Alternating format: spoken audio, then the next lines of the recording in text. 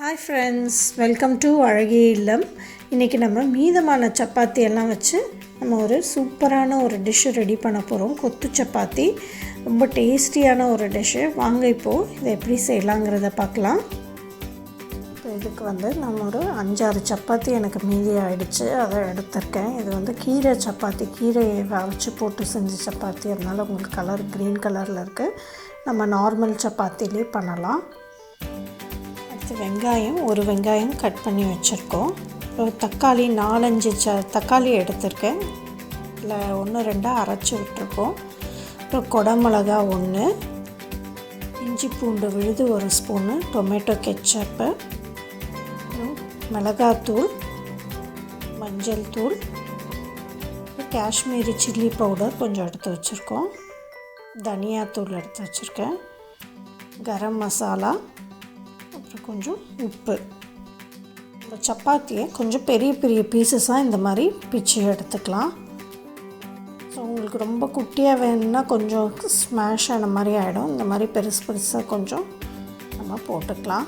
So எல்லா சப்பாத்தியும் நான் இந்த மாதிரி பிச்சு எடுத்துக்கிட்டேன். இப்போ ஒரு பேன் வச்சு ஹீட் பண்ணி அதில் ஒரு 3 டேபிள் ஸ்பூன் கிட்ட நான் கடலெண்ணெய் விட்டுருக்கேன். கொத்து சப்பாத்தி மாதிரி தான், ரொம்ப டேஸ்டியான ஒரு டிஷ்ஷு. இப்போ நம்ம அந்த சப்பாத்தி எல்லாம் பிச்சு வச்ச சப்பாத்தியை இந்த பேனில் நம்ம சேர்த்து நல்லா திருப்பி போட்டு நமக்கு ஓரளவு அதில் ரோஸ்ட் ஆகிற மாதிரி கொஞ்சம் நேரம் நல்லா லோ ஃப்ளேமில் வச்சு இதை வச்சோம்னா சப்பாத்திலாம் ஓரளவு கிறிஸ்பியாக வந்துடும். உங்களுக்கு ரொம்ப சாஃப்டாக இருக்கணும்னா கொஞ்சம் சீக்கிரமாகவே எடுத்துடலாம். இல்லை இன்னும் நல்லா கிறிஸ்பியாக வேணும்னா நம்ம கொஞ்சம் நேரம் லோ ஃப்ளேமில் அப்படியே விட்டோம்னா நல்ல சப்பாத்தி கிறிஸ்பியாக ஆகிடும். அப்பப்போ திருப்பி போட்டுக்கோங்க. சப்பாத்திலாம் நல்லா ரோஸ்டியாக ஆகி ரொம்ப முடான கிறிஸ்பியாக இல்லாமல் ஓரளவு இருக்குது. இப்போ நான் இதை எடுத்து தனியாக ஒரு பிளேட்டில் வச்சிட போகிறேன். இப்போ நம்ம அந்த கொத்து சப்பாத்திக்கு தேவையான கிரேவியை ரெடி பண்ணிக்கலாம். அதே பேனை ஹீட் பண்ணி ஒரு 2 டேபிள் ஸ்பூன் கிட்ட எண்ணெய் விட்டுக்கிறேன். அதில் கொஞ்சமாக ஒரு 1/2 ஸ்பூன் சீரகம் தாளிக்கிறதுக்காக போட்டுக்கிறோம். சீரகம் போட்டு பொரிஞ்ச உடனே இஞ்சி பூண்டு விழுது ஒரு 1 ஸ்பூன் போட்டுக்கலாம்.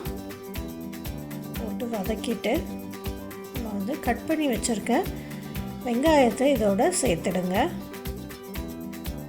வெங்காயத்தை சேர்த்து நல்லா வதக்கிக்கோங்க. வெங்காயம் ஓரளவு நமக்கு கோல்டன் ப்ரௌன் டர்ன் ஆகணும், அது வரைக்கும் வதக்கிக்கணும்.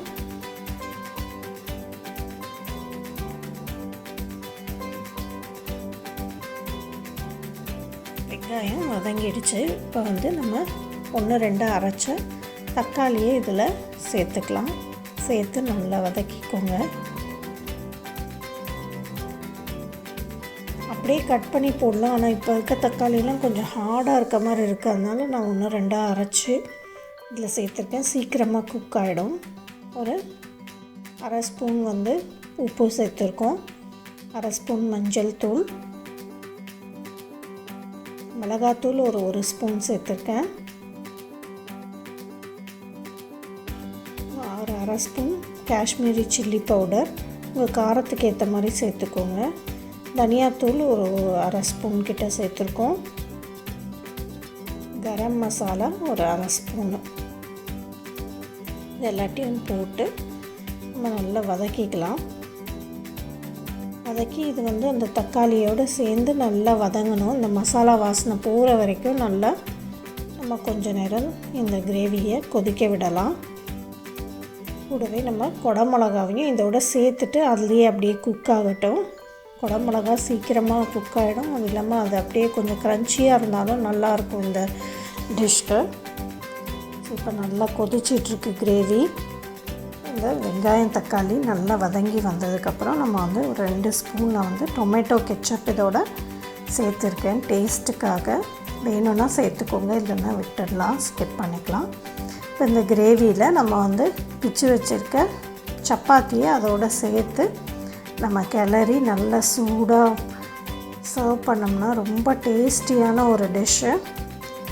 அதில் நமக்கு சப்பாத்தி மீதி ஆகிடுச்சுன்னு கவலையே பட வேண்டாம். இந்த மாதிரி செஞ்சு கொடுத்தோம்னா சூப்பராக சாப்பிட்ருவாங்க.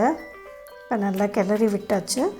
இது மேலே நம்ம வந்து சின்ன சின்னதாக கட் பண்ணி வச்சுருக்கேன் கொத்தமல்லியை தூவி சர்வ் பண்ணோம்னா ரொம்ப சுவையான ஒரு டிஷ்ஷு. செஞ்சு பாருங்கள். நன்றி.